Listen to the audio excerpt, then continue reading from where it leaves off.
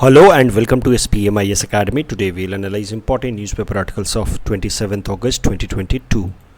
Please note you can download the PDF version of today's newspaper analysis by clicking the link given in the comment section.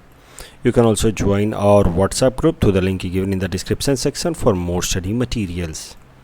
This is the list of the topics that we will be covering from today's newspaper. The first article is about 1 year of Taliban 2.0. इसको तालिबान 2.0 इसलिए कह रहे हैं क्योंकि it is return of Taliban. I hope आपको basic history पता होगी कैसे Taliban was sent out of power in 2001. But चलिए उसको एक बार रिवाइज कर लेंगे and then will see the current context. तो this article is important from our syllabus GS paper 2 international relations point of view. थोड़ा बैकग्राउंड देख लेते हैं फिर आएंगे करेंट कॉन्टेक्स्ट पे. तो कोल्ड वॉर तो आपको पता है, it was mainly going on between the to power blocks US and USSR block. तो USSR bloc was mainly following the ideology of socialism while US bloc was following the ideology of liberal democracy, and that is how it resulted into a kind of conflictual relation between the two sides. Lekin the two sides never went for direct confrontation, rather they went for proxy war or power projections, and that is why it is known as Cold War. तो इसी तरीके का proxy war हुआ अफ़गानिस्तान के अंदर during the cold war period. ये proxy war शुरू हुआ 1979 में when USSR bloc invaded Afghanistan and they wanted to have a government in Afghanistan that would be pro USSR. तो अफगानिस्तान को उन्होंने इन्वेड किया, यहाँ पे अपने फेवरेबल सरकार बनाने की कोशिश की. Of course US could not afford it क्योंकि US was willing to see this entire region. Pakistan तो यूएस ब्लॉक के साथ अलाइन था ही. US wanted this Afghanistan also to align with US bloc. तो फिर यूएस डायरेक्ट इंटरवेंशन करने के बजाय या डायरेक्ट यूएसएसआर का कन्फ्रंटेशन करने के बजाय यूएस ने अफगानिस्तान के अंदर जो ट्राइबल पॉपुलेशन है पश्तून्स, उनको फंडिंग करना शुरू किया, मिलिट्री ट्रेनिंग देनी शुरू करी. ये पश्तून्स तो इनको फंडिंग या मिलिट्री ट्रेनिंग देनी शुरू करी और आर्म्स एम्यूनिशन सप्लाई की, not directly but via Pakistan and Saudi Arabia. तो Saudi Arabia and Pakistan were used as conduits in order to convert these Pashtun tribes as fighter insurgents, जिनको मुजाहिदीन कहा जाता है वहाँ पे. और इस तरह से इन मुजाहिदीन्स को एक तरह से डायरेक्ट किया गया against the USSR backed government in Afghanistan. तो इस तरीके से अगेन एक प्रॉक्सी वॉर शुरू हो गई. प्रॉक्सी वॉर मतलब जहाँ पे डायरेक्ट कन्फ्रंटेशन नहीं करते हैं दो साइड्स, इनडायरेक्टली लड़ाई करते हैं. तो यहाँ भी आप देख रहे हैं यूएसएसआर ब्लॉक ने अपने सपोर्ट की यहाँ पे गवर्नमेंट बनाई और इस गवर्नमेंट के खिलाफ इंसर्जेंसी प्रमोट कर रहे हैं US bloc by giving arms ammunition and funding to these fighter mujahideens to via Pakistan and Saudi Arabia. तो मुद्दा यह है कि कोल्ड वॉर तो ख़त्म हो गया 1991 में और उसके बाद से ही यूएस का पूरा इंटरेस्ट इस अफ़गानिस्तान रीजन में ख़त्म हो गया. तो उसके बाद से फंडिंग सपोर्ट रुक गया, आर्म्स एम्यूनिशंस के सपोर्ट्स आने बंद हो गए and USSR pulled out of Afghanistan also. US also became passive और इनडिफरेंट अबाउट अफ़गानिस्तान पॉलिटिक्स. धीरे धीरे ये जो मुजाहिदीन जिनको फंडिंग या आर्म्स एम्यूनिशन सपोर्ट मिला था, यहाँ पे आर्म ट्रेनिंग मिली थी, इन लोगों ने यहाँ पे लोकल गवर्नमेंट अपने कंट्रोल में ले लिया. लोकल एडमिनिस्ट्रेशन, ये पूरा का पूरा अफ़गानिस्तान उन्होंने अपने हाथ में ले लिया. इसमें कहीं ना कहीं थोड़ा पाकिस्तान का भी हाथ है क्योंकि पाकिस्तान ने ये यूएस के डायरेक्शन पे इन मुजाहिदीन्स को ट्रेनिंग आर्म्स एम्यूनिशंस पहुंचाए थे. तो 1991 के बाद से पाकिस्तान ने फिर इन मुजाहिदीन्स को, चूँकि अब यूएस का तो इंटरेस्ट ख़त्म हो गया इस रीजन में, पाकिस्तान ने इन मुजाहिदीन्स के अंदर थोड़ी सी रेडिकल इस्लामिक आइडेंटिटी को इंसर्ट किया और उनको फिर इस्लाम के प्रति थोड़ा रेडिकलाइज करके फंडामेंटलिस्ट आइडेंटिटी उनकी डेवलप कराई इन मुजाहिदीन्स को. And this is how after 1991 ये मुजाहिदीन्स अपने आप को थोड़े टाइम बाद तालिबानीज़ कहने लगे. Talibanis means those who believe in fundamental Islamic Talibs या फंडामेंटल इस्लामिक एजुकेशन. तालिब मतलब एजुकेशन. तो इस तरीके से 1991 से पहले कोल्ड वॉर के टाइम में जब यूएसएसआर ब्लॉक लग रहे थे तब that was a kind of civil war और इसमें कोई रिलीजन का कोई भी रोल नहीं था. लेकिन आफ्टर 1991 पाकिस्तान ने इनके अंदर धीरे धीरे रिलीजियस आइडेंटिटी को भी स्ट्रेंथन किया विथ अ मोटिव कि इनको डायरेक्ट किया जाए अगेंस्ट इंडिया, इनको इस फोर्स का इस्तेमाल किया जाए अगेंस्ट इंडिया. और पाकिस्तान की तो एक फॉरेन पॉलिसी हमेशा से ही रही है to project India as an anti Islam country. तो पाकिस्तान ने इस तरीके से 2 pronged स्ट्रैटेजी शुरू की, इनके अंदर इस्लामिक आइडेंटिटी को इंसर्ट करना इन मुजाहिदीन के अंदर और इंडिया को एंटी इस्लाम कंट्री की तरह प्रोजेक्ट करना। और इस तरीके से फिर ये जो मुजाहिदीन हैं, they were later known as Talibanis, they started to conduct many terror strikes in India, and that is how you can see a direct correlation between rise of terror और एक्टिविटीज़ इन इंडिया पोस्ट 1991। 1991 से पहले तक Kashmir reason भी काफ़ी ज़्यादा peaceful and stable हुआ करता था। After 1991, on one side you see rise of Taliban in Afghanistan, and you see cross-border terrorism and terror activities in India, especially in Jammu and Kashmir. तो कई सारे एक्टिविटीज़ हुए। फॉर एग्जांपल आपको याद होगा, I think it was in 1998 or 99 when a plane, Indian plane that took off from Kathmandu, it was to land in Delhi, it was taken over, hijacked and taken over to Afghanistan. वहाँ पे कई सारे हमारे Indian जो citizens थे उनको hostage बना करके फिर तालिबानियों ने अजहर मसूद नाम के टेररिस्ट को फ्री कराया। एक्चुअली तालिबान कभी भी ये नहीं कह रहा है कि वो ओपनली वो कर रहे हैं, बट अगर काबुल में इनको लैंड कराया जा रहा है तो कहीं ना कहीं वहाँ की जो सरकार थी उस टाइम में, तालिबान, उनका उसके पीछे हाथ है, it can not be denied. तो तालिबान अपने आप को एक एडमिनिस्ट्रेटिव यूनिट की तरह प्रोजेक्ट करता था, but Taliban had developed many radical Islamic tendencies, women के राइट्स को सप्रेस करना, सिविल लिबर्टीज़ को सप्रेस करना, डेमोक्रेसी तो थी नहीं, और टेरर एक्टिविटीज़ को भी रीजनल एरियाज़ में प्रमोट करना, ये सब एक्टिविटीज़ शुरू कर दिए थे तालिबान ने, जिसको हम लोग कहते हैं तालिबान रिजाइम ऑफ 1.0 या first Taliban regime, that lasted from about 1996 to 2001। कैसे 2001 में ख़त्म हुआ वो भी ज़रा देखते हैं। तालिबान ने, चूँकि इसके अंदर रेडिकल इस्लामिक आइडेंटिटी तो काफ़ी स्ट्रांग हो गई थी, इस रीजन के, वेस्ट एशिया के रीजन के जो इंसर्जेंट या टेरर ग्रुप है अल-कायदा, उसके साथ नेक्सस बनाया, और अल-कायदा और तालिबान ने मिल करके यूएस पे अटैक करने का फ़ैसला किया। क्योंकि इन जो रेडिकल इस्लामिस्ट ग्रुप्स हैं जैसे अल-कायदा या तालिबान जैसे रेडिकल इस्लामिस्ट ग्रुप्स, इनके लिए US is the major enemy. क्योंकि यूएस की जो लाइफस्टाइल है, या पूरे यूरोपियन कंट्रीज़ या यूएस की जो लाइफस्टाइल है, उनको ऐसा लगता है कि वो इस्लामिक आइडियोलॉजीज़ के बिल्कुल भी कॉन्ट्रडिक्शन में है। इंडिया उनके लिए इतना बड़ा दुश्मन नहीं है या इतना बड़ा ख़तरा नहीं है उनके कल्चर के लिए, जितना बड़ा ख़तरा यूएस या वेस्टर्न यूरोपियन कंट्रीज़ हैं। क्योंकि हर वो चीज़ जो इस्लाम में वर्जित है या बैंड है, फॉर एग्ज़ाम्पल वाइन, वो वहाँ के उनके कल्चर का हिस्सा है। जिस तरह के ड्रेसिंग सेंस इस्लाम में है, बिल्कुल opposite dressing sense western European countries या यूएस में है। तो they consider US and western European countries as the major threat to their cultural identity, and that is how al Qaeda and Taliban who acted in nexus, they planned to attack US in 2001, जिसको आप 9/11 attack, world trade centre attack नाम से जानते हैं। और world trade centre पे attack के बाद से दुनिया की जो अप्रोच थी, अंडरस्टैंडिंग थी अबाउट टेररिज्म, वो पूरी तरह से बदल गई। यूएस टुक द कंसर्न और problem of terrorism very seriously. उसके पहले तक US would call these terrorist groups as revolutionaries, कि ये तो क्रांतिकारी लोग हैं, अपनी आज़ादी के लिए लड़ रहे हैं। But since then US took major steps in direction of curbing terrorism. US forces ने और यूएस प्रेसिडेंट ने सीधी सीधी वार्निंग दी, उस टाइम में जॉर्ज बुश जूनियर थे प्रेसिडेंट, वार्निंग दी तालिबान को कि इस अटैक के पीछे जो मास्टरमाइंड है Osama bin Laden, head of al Qaeda, उसको हैंड ओवर किया जाए, और अगर ऐसा वो करते हैं तो फिर there will be no invasion over Afghanistan और there will be no invasion over Taliban. लेकिन ऐसा तालिबान ने किया नहीं, and then US forces started और अटैक्ड अफ़गानिस्तान।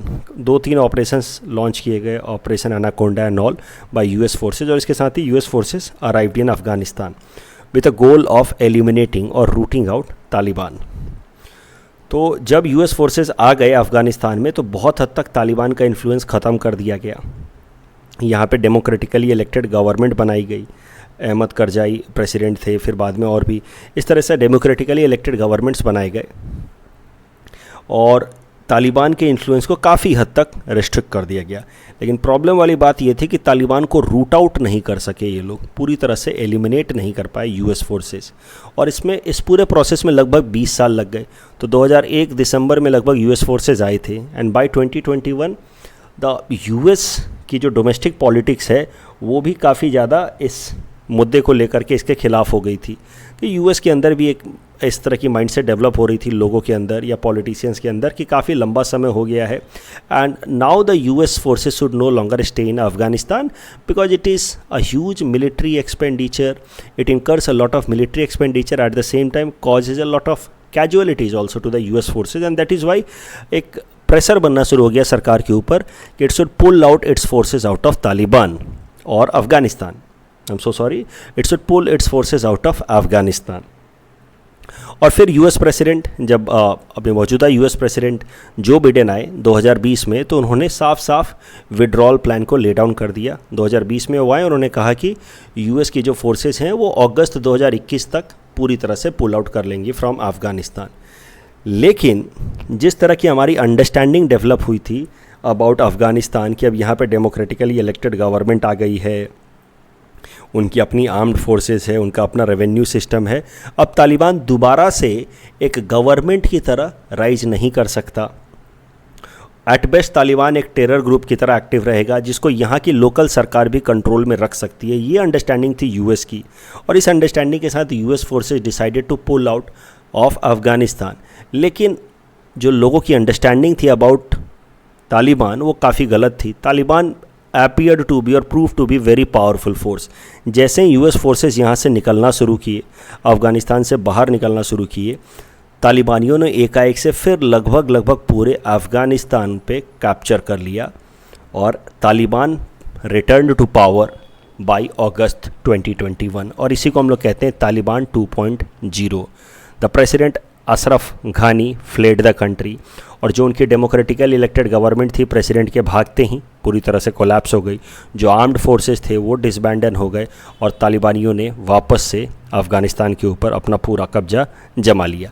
ये जो मौजूदा आर्टिकल है ये इसी कॉन्टेक्स्ट में लिखा गया है। तालिबान जब पावर में आया था, तालिबान 2.0 जब पावर में आया था तो इट वाज अगस्त 2021। तो पूरी दुनिया को ऐसा लग रहा था कि ज़्यादा समय तक पावर में रह नहीं पाएगा और कुछ टर्बुलेंस के बाद इट विल अगेन कोलैप्स, लेकिन ऐसा हुआ नहीं। अब इसके 1 साल पूरे हो गए हैं।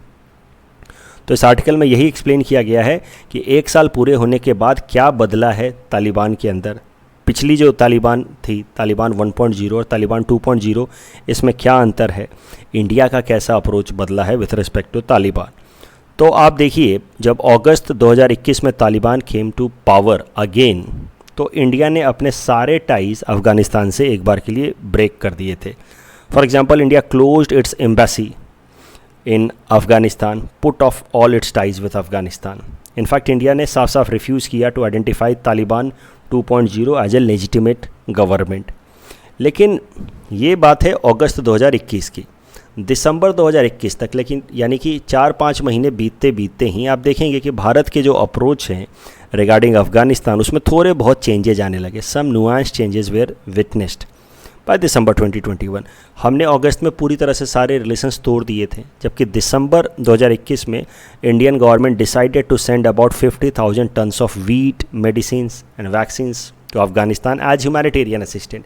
तो चलिए, ये भी एक तरीके से माना जा सकता है कि अफ़गानिस्तान की जो मौजूदा सरकार है तालिबान, उसको रिकॉग्नाइज नहीं कर रहे हैं, बट वहाँ की ह्यूमैनिटेरियन स्टेटस को देख करके भारत सरकार ने ह्यूमैनिटेरियन ग्राउंड पे ये सारी चीज़ें, ये एड प्रोवाइड कराई हैं। So this could not be seen as a attempt to revive the formal ties between the two sides. ऐसा माना जा रहा था कि चलिए ह्यूमैनिटेरियन ग्राउंड्स पे ये फैसला लिया है। लेकिन फिर जून 2022 में भारत सरकार ने अफ़गानिस्तान के अंदर अपनी एम्बेसी को भी रीओपन कर दिया। वो बात अलग है कि इस एम्बेसी का भी फुल फंक्शनल होना बाकी है, लेकिन धीरे धीरे अब वो फंक्शनल भी हो जाएगा। तो अब सवाल ये उठता है कि भारत का जो अप्रोच है तालिबान 2.0 को लेकर के, वो धीरे धीरे क्यों बदल रहा है। जब तालिबान 2.0 पावर में आया था 1 साल पहले, तो हमने उसको पूरी तरह से आइडेंटिफाई करने से मना कर दिया था और किसी भी तरीके के कोई भी डिप्लोमेटिक रिलेशंस रखने से हमने मना कर दिया था। But now we are slowly reviving our diplomatic relations with Taliban 2.0। क्या कारण हो सकते हैं इसके पीछे?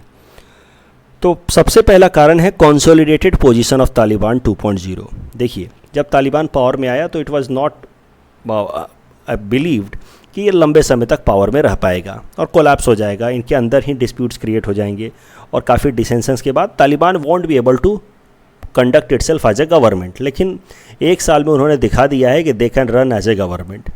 उन्होंने, और किसी भी देश के अंदर जो सरकार है वो ठीक तरीके से रन कर रही है या नहीं कर रही है, उसका समझने का एक जरिया होता है, वो होता है उनका बजट। अगर वो बजट रख पाते हैं, उसमें अलग अलग रेवेन्यू जनरेशन के सोर्सेज बता पाते हैं और सच में रेवेन्यू जनरेट कर पाते हैं, तो मतलब वो सरकार स्टेबल है। और तालिबान ने बजट रखा है अफ़गानिस्तान का हाल फिलहाल में, इनफैक्ट मई महीने में उन्होंने बजट रखा था 2022 में, और बजट में उन्होंने रेवेन्यू के सोर्सेज भी कई बताए हैं।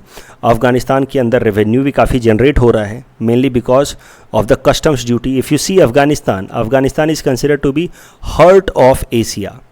तो कई सारा ट्रांजिशन जो होता है, मतलब ट्रेड जो होता है, वो अफ़गानिस्तान से होते हुए गुजरता है। हार्ट ऑफ एशिया क्योंकि अब एशिया के बीचों बीच में है, तो इस कारण से अफ़गानिस्तान को कई सारा कस्टम्स ड्यूटी का फ़ायदा हो रहा है, जहाँ से वो रेवेन्यू जनरेट कर रहा है। उसके अलावा अफ़गानिस्तान कोल सप्लाई कर रहा है पाकिस्तान को, and Pakistan is formally buying coal from Taliban और अफ़गानिस्तान, जिससे अफ़गानिस्तान को रेवेन्यू जनरेशन में मदद मिल रही है। तो this is how Taliban 2.0 seems to have consolidated and have found regular source of revenue generation for their government. और अब सरकार, भारत सरकार ये देख रही है कि ये तो कंसोलिडेट हो रहे हैं, ये जाने वाले तो हैं नहीं, तो जब ये कंसोलिडेट हो रहे हैं तो अपने इंटरेस्ट को बचाए रखने के लिए it's in favour of India to have some balanced और ties with Taliban, not completely negative ties with Taliban. उसके अलावा India does not want to be left out completely in Afghanistan. जैसे चाइना, पाकिस्तान, रसिया, तुर्कमेनिस्तान, ये 4 ऐसे देश हैं जिन्होंने तालिबानी डिप्लोमेट्स को अपने अपने देशों में आइडेंटिफाई किया है एज फॉरेन डिग्नेटरीज। तो कहीं ना कहीं ये 4 देश जो हैं वो अब तालिबान के साथ अच्छे संबंध बनाने में लगे हुए हैं। उसमें भी अब तुर्कमेनिस्तान से तो हमें ज़्यादा मतलब नहीं है, लेकिन चाइना, पाकिस्तान, ये तालिबान के साथ अच्छे संबंध बनाने में लगे हुए हैं। तो ऐसे हालात में अगर भारत पूरी तरह से अपने टाइज को कट ऑफ रखता है तालिबान के साथ, तो हम लेफ़्ट आउट हो जाएंगे इस एशियन रीजन में। चाइना, पाकिस्तान, अफ़गानिस्तान की एक्सेस बन जाएगी। वो बात आपको एक ध्यान रखनी है कि ऑफिशियली अभी तक इन 4 देशों ने भी तालिबान 2.0 को एक फॉर्मल गवर्नमेंट की तरह आइडेंटिफाई नहीं किया है, yet they have developed a lot of diplomatic ties with Taliban 2.0। उसके अलावा इंडिया के दिमाग में ये भी है कि it has to secure its investment in Afghanistan. India ने कई सारा इंफ्रास्ट्रक्चर इन्वेस्टमेंट कर रखा है अफगानिस्तान में। लगभग $4 बिलियन का इन्वेस्टमेंट हमने किया है सिंस 2002 टू 2021, जब तक तालिबान की सरकार नहीं थी। जब यूएस के आर्म्ड फोर्सेज आए, तब से हमने $4 बिलियन तक का लगभग इन्वेस्टमेंट कर रखा है अलग अलग प्रोजेक्ट्स में, जैसे हाईवेज़ में, हॉस्पिटल्स में, पार्लियामेंट बिल्डिंग्स में। कुछ दिनों पहले मृदुल सर ने आपको कराया था the projects going on in Afghanistan, तो इसलिए मैं सारे प्रोजेक्ट्स नहीं गिना रहा हूँ, बट आई होप आपको याद आ रहा होगा। सालबा डैम, जिसको फ्रेंडशिप डैम भी कहते हैं, इंडिया ने अफगानिस्तान की पार्लियामेंट बिल्डिंग भी डेवलप की, transmission line, जरांज Dilaram highway, Indira Gandhi institute of child health, कई सारे इंफ्रास्ट्रक्चरल डेवलपमेंट किए हैं। चाबहार पोर्ट जो ईरान में डेवलप हो रहा है, उसका मेन गोल है कि वन ऑफ द गोल है कि अफ़गानिस्तान के अंदर हमारी कनेक्टिविटी को प्रमोट करें थ्रू दिस जरांज दिलाराम हाईवे। तो इन सब चीज़ों को ध्यान में रखते हुए जब भारत ऑलरेडी $4 बिलियन इन्वेस्ट कर चुका है, अब वहाँ पे तालिबान पावर में आ चुका है और तालिबान अब वहाँ पे पावर में रहने वाला है, ऐसा दिख रहा है, तो ऐसे हालात में उससे पूरी तरह से संबंध तोड़ना हमारे लिए विजडम वाली बात नहीं होगी। And this is how the government is showing some inclination towards reviving its ties with Taliban 2.0. The next article is about National Labour Conference, and this topic is important from our syllabus GS paper 3 Indian economy point of view. तो ministry of labour and employment ने हाल फिलहाल में 2 दिन का एक national labour conference conduct कराया है इन तिरुपति। 25 और 26 अगस्त को ये नेशनल लेबर कॉन्फ्रेंस कंडक्ट कराया गया and inaugural session was addressed by our prime minister Narendra Modi ji. तो हमारे प्रधानमंत्री नरेंद्र मोदी जी ने अपने स्पीच के दौरान मेनली 2 मुद्दों पे चर्चा की इस नेशनल लेबर कॉन्फ्रेंस में। सबसे पहला मुद्दा था focus on increasing women labour force participation. तो वीमेन का हमारे देश में इकोनॉमिक पार्टिसिपेशन काफ़ी लो है और ये तो काफ़ी अच्छे तरीके से क्लियर हो जाता है अगर हम ग्लोबल जेंडर गैप रिपोर्ट को देखें। तो ग्लोबल जेंडर गैप रिपोर्ट आप देखिए, हाल फिलहाल में जब पब्लिश हुई थी, मैंने न्यूज़पेपर एनालिसिस में कराया भी था, 146 कंट्रीज़ में से भारत का रैंक है 135 ग्लोबल जेंडर गैप में। मतलब हमारे देश में मेल और फीमेल के स्टेटस में काफ़ी ज़्यादा गैप है। उसमें भी जो 4 पैरामीटर्स हैं उसमें सबसे ख़राब, one of the worst ranking है हमारी इकोनॉमिक पार्टिसिपेशन एंड अपॉर्चुनिटी में। Out of 146 countries economic participation and opportunity में हमारी रैंक है 143। मतलब विमेन को जितनी इकोनॉमिक अपॉर्चुनिटीज़ हैं और मेन को जितनी हमारे देश में इकोनॉमिक अपॉर्चुनिटीज़ हैं, दोनों में काफ़ी ज़्यादा गैप है। गैप इतना ज़्यादा है कि हमारी रैंक इतनी ख़राब है, 143 out of 143 out of 146 countries. तो ग्लोबल जेंडर गैप रिपोर्ट को ध्यान में रखते हुए फिर प्रधानमंत्री नरेंद्र मोदी जी ने कहा कि विमेन का लेबर फोर्स पार्टिसिपेशन बढ़ाना होगा, यानी कि विमेन को इकोनॉमिक अपॉर्चुनिटीज़ ज़्यादा प्रोवाइड करनी होगी। और फिर इसके लिए हमें ज़रूरी है, उन्होंने सारी इंडस्ट्रीज़ को भी एक तरीके से इंस्ट्रक्शंस दिए, गाइडलाइंस दिए कि ज़रूरी है कि flexible work timing, work from home culture, flexi work hours, ये सब चीज़ों पे ध्यान दें। जो पैंडेमिक के टाइम में चीज़ें शुरू हुई थी, वर्क फ्रॉम होम कल्चर, इसको कंटिन्यू किया जाए, क्योंकि वर्क फ्रॉम होम कल्चर जितना पॉपुलर होगा, विमेन का इकोनॉमिक पार्टिसिपेशन उतना ही ज़्यादा बढ़ेगा। क्योंकि चाहे हम कितना भी इक्वालिटी की बात करें, बट हमारा सोसाइटी अभी भी थोड़ा पैट्रियार्कल तो है ही। तो इस कारण से जो हाउस होल्ड एक्टिविटीज़ हैं, माना जाता है आज भी कि वो विमेन की रिस्पॉन्सिबिलिटीज़ हैं।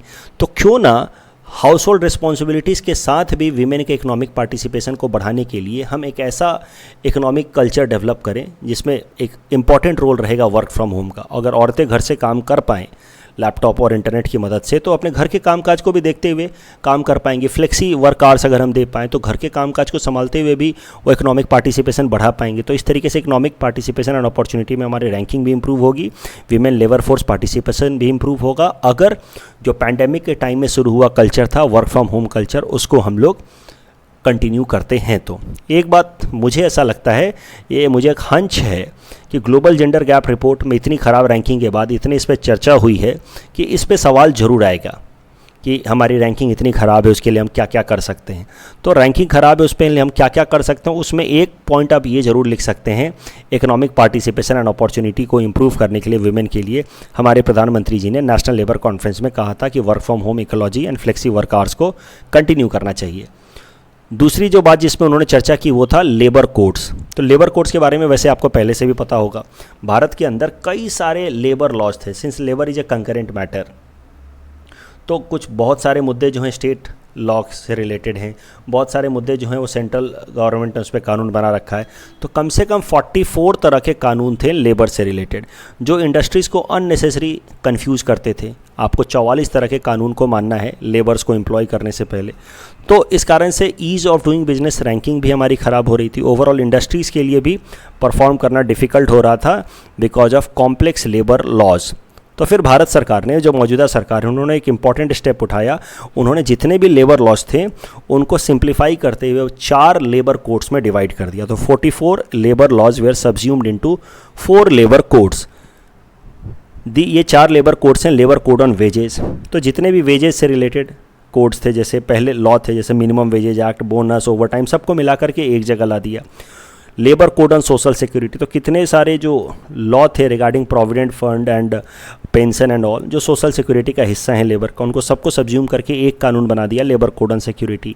Labour code on industrial relations, तो trade unions, conditions of employment, industrial establishment, कभी कोई मान लीजिए एक्सीडेंट हो जाती हो तो इन्वेस्टिगेशन के प्रोसीजर, इंडस्ट्रियल डिस्प्यूट, इन सब को लेकर के अलग अलग नियम थे, सबको एक जगह सब्ज्यूम कर दिया और वो दे दिया labour code on industrial relations में। और labour code on occupational health and safety में लेबर्स को जब वो काम कर रहे हैं तो क्या क्या उनको अपने ऑक्यूपेशन के कारण जो हेल्थ हैजार्ड्स हो सकते हैं उससे प्रोटेक्ट करने के लिए क्या क्या नियम मानने इंडस्ट्री को, इस सब को एक जगह। जैसे आप देखते हैं ना, कहीं भी वर्क साइट पे कई नियम है, हेलमेट पहनना है, ग्लव्स पहनना है, तो ये सब जो नियम है ये पहले अलग अलग नियम थे, कम से कम 13 इस तरह के कानून थे, उन सबको एक जगह सब्ज्यूम कर दिया है under labour code on occupational health and safety.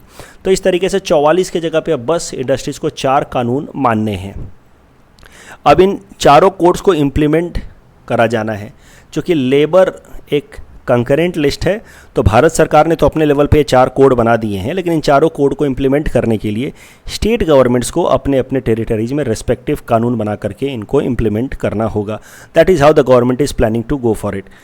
कि उन्होंने चलो कंकरेंट मामला है तो भारत सरकार भी कानून बना सकती है, लेकिन भारत सरकार ने बेटर फैसला किया है कि स्टेट गवर्नमेंट्स अपने अपने टेरिटरीज़ में इन चारों कोड्स को कानून बना करके, भारत सरकार ने कोड्स दिए हैं, मतलब मोटे मोटे डायरेक्शंस दिए हैं, अलग अलग स्टेट गवर्नमेंट्स अपने अपने टेरिटरीज़ में कानून बना करके इन चारों कोड्स को इंप्लीमेंट कर सकती है. This is how the government of India is willing to implement these 4 labour codes.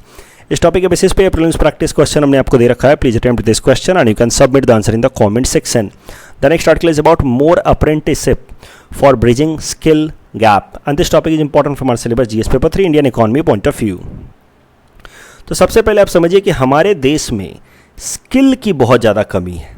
Skill का मतलब क्या है कि द राइट अंडरस्टैंडिंग और the right training to perform a particular task.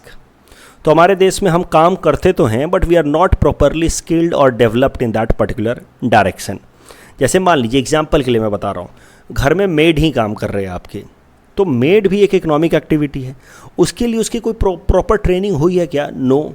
कुछ काम समझ नहीं आया तो चलिए मेड का काम करने लगे. तो मतलब लोग यहाँ पे अनस्किल्ड लोग, जिनको कुछ किसी एक पर्टिकुलर एरिया में उनको स्किल या ट्रेनिंग नहीं दी गई है, फिर भी वो काम कर रहे हैं, वैसे लोगों को हम लोग कहते हैं unskilled workers. So they are not skilled in that particular activity, they are not trained in that particular activity formally, yet they are engaging into a proper economic activity. Those people are known as unskilled workforce. और हमारे देश में unskilled workforce लगभग 95% है, यानी कि बस लगभग, और ये नीति आयोग का डेटा मैं कोट कर रहा हूँ, only 4.69% of the total workforce is formally skilled. मतलब वो काम कर रही है जिसमें उसको ट्रेनिंग दी गई है.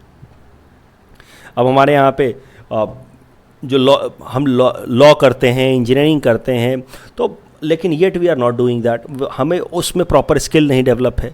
तो very less people are doing what they have been properly trained to do.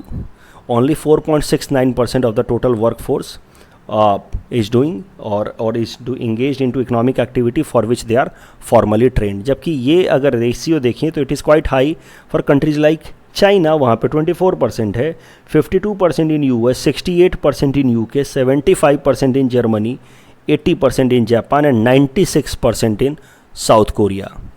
तो मतलब बाकी सारे देशों में people are formally skilled in a particular area and then they are engaging into that. हमारे यहाँ पे लोग मोबाइल की दुकान पे बैठ करके मोबाइल बना रहे हैं, रिपेयर कर रहे हैं, लैपटॉप रिपेयर कर रहे हैं, but they are not trained in that. तो इससे होता क्या है कि बहुत बार एफिशिएंसी ख़राब होती है, प्रोडक्टिविटी ख़राब होती है. अगर आप देखिए इंडिया स्किल रिपोर्ट 2019 का, तो only 45.6% of the youth graduating from education institutions are employable. तो मतलब वो ट्रेनिंग ही नहीं दी जा रही है हमें कॉलेजेस में, अलग अलग जगहों पे, जिससे हमारी एम्प्लॉयमेंट जनरेट हो. तो मेन मुद्दा जो मेन प्रॉब्लम है अनएम्प्लॉयमेंट का, वो है because of this industry academia mismatch. Industry academia mismatch मतलब इंडस्ट्रीज़ की रिक्वायरमेंट कुछ और है. फॉर एग्जांपल इंडस्ट्रीज़ की आज रिक्वायरमेंट है डेटा एनालिटिक्स, रोबोटिक्स, इसमें उनकी रिक्वायरमेंट है, इसमें जॉब्स हैं, और हमें कॉलेजेस में सिखाया जा रहा है लेथ मशीन पे काम करना. ठीक है, मतलब इंडस्ट्रीज़ की रिक्वायरमेंट अलग है, एकेडमिया या एकेडमिक्स में हमें सिखाया कुछ और जा रहा है. इसी को कहते हैं industry academia mismatch. And this industry academia mismatch is leading to the problem of low skill, and low skill is a problem. हमारे देश में यूथ के पास स्किल नहीं है, इसलिए रोजगार नहीं है. तो माना जाता है कि हमारे देश में एम्प्लॉयबिलिटी का प्रॉब्लम है, एम्प्लॉयमेंट का नहीं है. हम एम्प्लॉयबल ही नहीं है, हमारे यूथ ज़्यादातर एम्प्लॉयबल ही नहीं है because they do not have right skill, and that is why there is low employment level in our country. Solution क्या हो सकता है? सॉल्यूशन ये हो सकता है कि प्रॉपर स्किल डेवलप की जाए, और प्रॉपर स्किल डेवलप करने के लिए एक अप्रोच हो सकता है कि अप्रेंटिसशिप को प्रमोट किया जाए. तो अब सवाल ये उठता है कि अप्रेंटिसशिप होता क्या है? अप्रेंटिसशिप होता है a paid job where employees learn and gain valuable experiences. सरल भाषा में कहें, आप इंटर्न तो जानते हैं. इंटर्न क्या होते हैं? चलिए 7-8 हज़ार, मतलब थोड़े से कम सैलरी पे उनको रखा जाता है. तो वो थोड़ा काम करते भी हैं और काम करते करते काम सीखते भी हैं, उन्हीं को कहते हैं इंटर्न. तो इंटर्न ही हो सकता है, इंटर्न को ही हम लोग अप्रेंटिसशिप कहते हैं. जो अप्रेंटिस होते हैं या अप्रेंटिसशिप जो एक्टिविटी है, उसका मतलब ये है कि ऐसे अपने सपोर्टर्स को रखा जाए, हेल्पर को रखा जाए, जो आपको थोड़ा मदद भी कर दे और साथ ही साथ मदद करते करते वो काम भी सीख जाए. तो हमारे देश में सरकार जो है कई सारी स्टेप्स ले रही है अप्रेंटिसशिप को प्रमोट करने के लिए ताकि स्किल डेवलपमेंट हो प्रॉपर, लेकिन अभी भी हमारे देश में अप्रेंटिसशिप जो है काफ़ी कम है। तो apprenticeship involve on the job along with part time classroom study. हमारे देश में हर साल बस 5 लाख अप्रेंटिसेस को ट्रेन किया जाता है, which is only 0.1% of the total pool of apprentices world wide. बाकी पूरे दुनिया में ये जो अप्रेंटिस का कल्चर है ना, ये काफ़ी पॉपुलर है।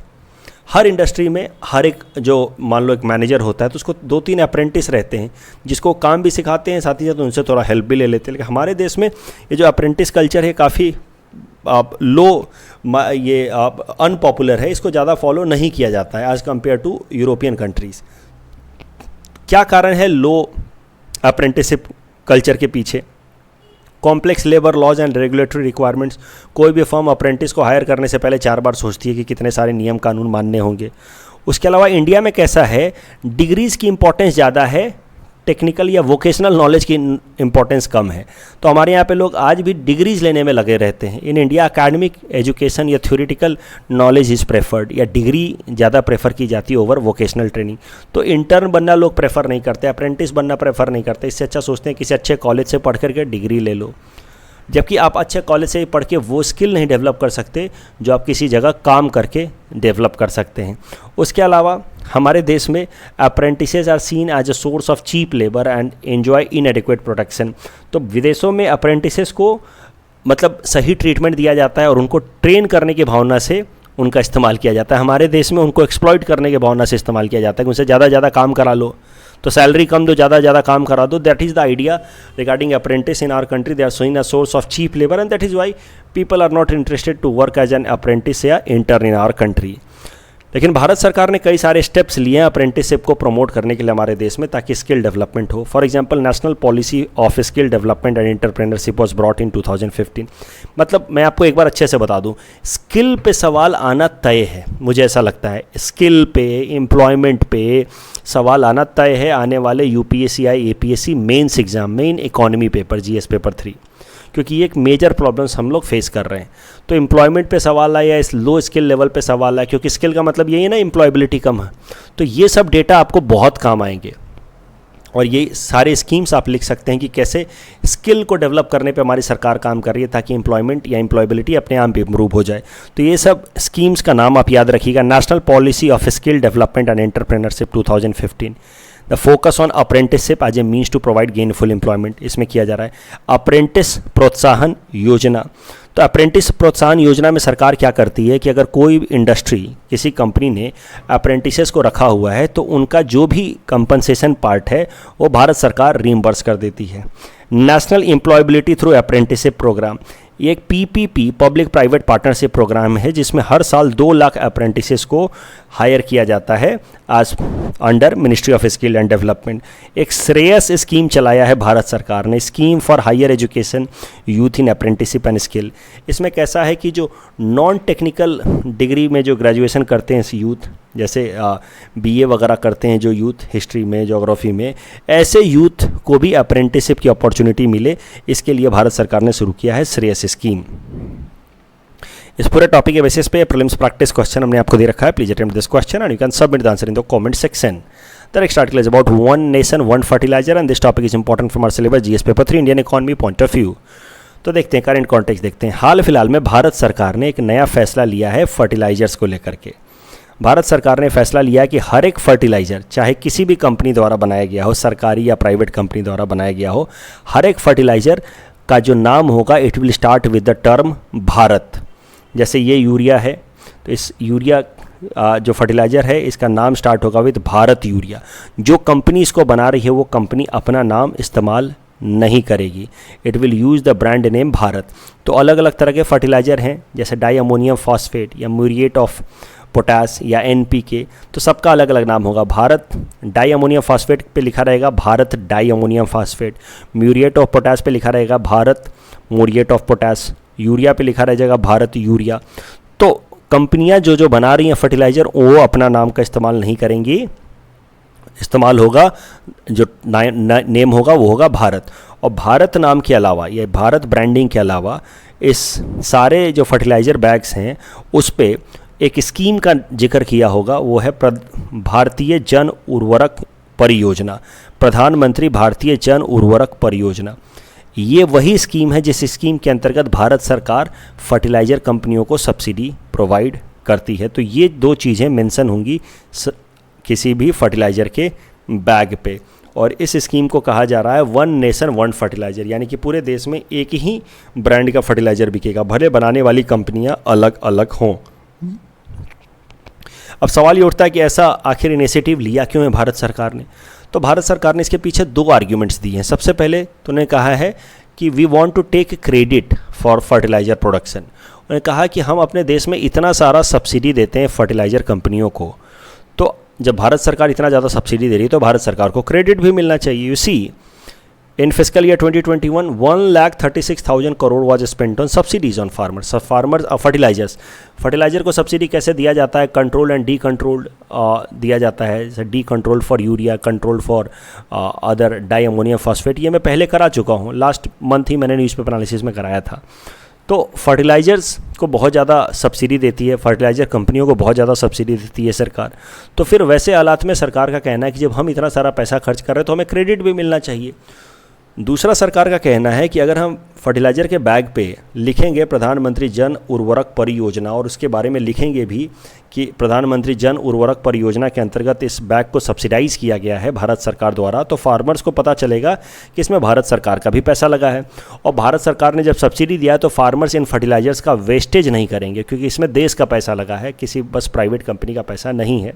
सो that is how the wastage will be avoided and the rational use of fertiliser will be done. Otherwise हो क्या रहा है, फर्टिलाइज़र काफ़ी सस्ता है, उनके जो मैन्युफैक्चरिंग कॉस्ट है उससे काफ़ी सस्ते दाम पे फर्टिलाइज़र बिक रहा है। तो इस कारण से हमारे फार्मर्स उसका बहुत बार इरैशनल यूज़ भी कर लेते हैं। फॉर एग्जांपल, अभी पेट्रोल अगर 100 रुपये पर लीटर ना बिक करके 30 रुपये पर लीटर बिके, 70 रुपये भारत सरकार सब्सिडी दे रही हो मान लीजिए, लेकिन हमें पता ही ना हो, अब हम 30 रुपये का पेट्रोल खरीद के वेस्टेज करेंगे। लेकिन अगर हमें पता चल जाए कि हर 1 लीटर पे 70 रुपये भारत सरकार खर्च कर रही है, तो कम से कम हम उसका रैशनल इस्तेमाल तो करेंगे, वेस्टेज तो नहीं करेंगे। So this is how government says कि अगर लोगों को पता चलेगा कि इसमें बहुत ज़्यादा सब्सिडी का पैसा खर्च हो रहा है सरकार का, या सरकार का पैसा मतलब लोगों का पैसा, तो फार्मर्स फिर इसका रैशनल यूज़ करेंगे, वेस्टेज नहीं करेंगे। लेकिन थोड़े क्रिटिसिज्म भी हैं, थोड़े चैलेंजेस भी हैं इस पर्टिकुलर इस अप्रोच के। सबसे पहले तो अकाउंटेबिलिटी ख़त्म हो जाएगी फर्टिलाइज़र कंपनियों की। मान लो कि इस फर्टिलाइज़र बैग के अंदर जो भी फर्टिलाइज़र है वो अप्रोप्रिएट स्टैंडर्ड का नहीं है, तब भी पहले कंपनी अकाउंटेबल होती थी कि भैया तुम्हारा फर्टिलाइज़र ख़राब है। अब वो कंपनी कहेगी हमारा थोड़ी, तो भारत का है।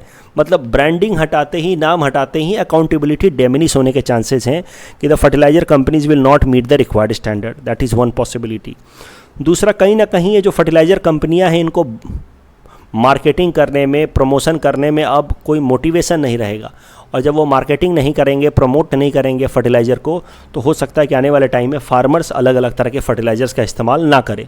तो branding, promotion is also important. और जब नाम ही उनको इस्तेमाल आप नहीं करने दोगे तो why would be they motivated to brand and promote their fertiliser. So that is another negative impact that can be there because of one nation one fertiliser scheme. The next article is about move to connect Orang and Kaziranga. It should not be orange, it should be Orang. मैं इसको ठीक कर दूंगा। तो move to connect Orang and Kaziranga। देखिए, यहाँ Orang national park, उससे कुछ दूर पे काजीरंगा नेशनल पार्क, ब्रह्मपुत्रा नदी के अलॉन्ग। अभी आसाम सरकार ने फैसला किया है कि ओरांग नेशनल पार्क का 200 स्क्वायर किलोमीटर एरिया और बढ़ा दिया जाएगा। काजीरंगा नेशनल पार्क के साइड में, इस साइड में इसका 200 स्क्वायर किलोमीटर एरिया और बढ़ा दिया जाएगा। इसमें बहुत सारा लैंड जो है वो ब्रह्मपुत्रा के रिवर आइलैंड्स या सैंड बार भी होंगे, जिसको ओरांग नेशनल पार्क का हिस्सा माना जाएगा। तो मतलब 200 स्क्वायर किलोमीटर लैंड और ऐड किया गया ओरांग नेशनल पार्क में, जिसमें बहुत सारा रिवराइन आइलैंड जैसे कि सैंड बार्स वगैरह इंक्लूड किए जाएंगे। आखिर क्या कारण है इस एक्सपेंशन के पीछे? ओरांग नेशनल पार्क का एक्सपेंशन क्यों कर रही है असम सरकार?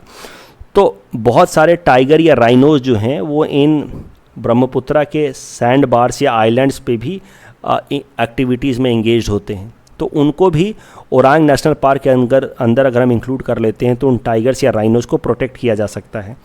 दूसरा, घड़ियाल्स जो हैं वो इस एरिया से एक्सटिंक्ट हो चुके हैं कई सालों से, लगभग 60 सालों से घड़ियाल्स ख़त्म हो चुके हैं। आसाम सरकार चाहती है कि इन एरियाज़ में घड़ियाल्स को भी इंट्रोड्यूस किया जाए। तो घड़ियाल्स को इंट्रोड्यूस करने से पहले सैंड बार या रिवर आइलैंड्स को ओरांग नेशनल पार्क के अंदर लेने से उनकी प्रोटेक्शन हो पाएगी घड़ियाल्स की। साथ ही साथ अगर सैंड बार से आइलैंड्स को हमने ओरांग नेशनल पार्क में ले लिया तो गैंजेटिक डॉल्फिन्स को या अलग अलग जो 16 स्पीसीज़ के टर्टल्स मिलते हैं इस एरिया में, उनको भी फ़ायदा होगा। और जो मेन गोल है वो ये है कि धीरे धीरे ओरांग नेशनल पार्क को एक्सटेंड करते करते करते करते काजीरंगा नेशनल पार्क से कनेक्ट कर दिया जाए। इसके लिए लगभग 180 किलोमीटर लंबा स्ट्रेच बनाना पड़ेगा। तो अभी part of it has been extended over a period of time, it has to be connected with Kaziranga national park, जिससे होगा क्या कि जो इस एरिया में रहने वाले एनिमल्स हैं उनका एक्लॉजिकल निश काफ़ी वाइड हो जाएगा। They will get a larger space to translocate from one region to another, और उससे क्रॉस ब्रीडिंग का भी प्रॉब्लम थोड़ा कम होगा। तो ये सब चीज़ें हैं और इसी गोल को ध्यान में रखते हुए धीरे धीरे ओरांग नेशनल पार्क को एक्सटेंड कर रही है असम सरकार। एक और बात पीटी पर्सपेक्टिव से याद रखना आप लोग कि नेशनल पार्क या वाइल्ड लाइफ सेंचुरी या और other wild life related subjects they were earlier part of state list, but later on they were move to concurrent list as a result of 42nd constitutional amendment act that was brought in 1976। कल जो हमने आपको practice question दिया था उसका answer देख लेते हैं अटल अमृत अभियान को लेकर के। It is a health insurance scheme by the government of Assam which provides coverage up to ₹2 lakhs, not 5 lakhs. So the first statement is wrong. Families with annual income up to ₹5 lakh are covered under this scheme. This is also wrong. Why wrong? Because 5 lakh तक के income वाले तो covered हैं ही, but not free of cost. बस 1.2 लाख तक के income वाले फ्री ऑफ कॉस्ट कवर्ड है। So the correct answer is option D, Pegasus is a spyware. And National Mission, Namami Gange program. It is a flagship scheme under National Mission for Clean Ganga. Absolutely right. Chairman of National Ganga Council is Prime Minister himself. So third statement is wrong. तीसरा गलत होते ही एक ही option बच जाता है, option A. And Johar rice, it has got GI tag from Assam. It is a kind of winter rice, also known as soli rice. That is absolutely right, but it is non-basmati type rice. So the correct answer will be option C, 1 and 2 only. That's all from our side for today. Thanks for watching.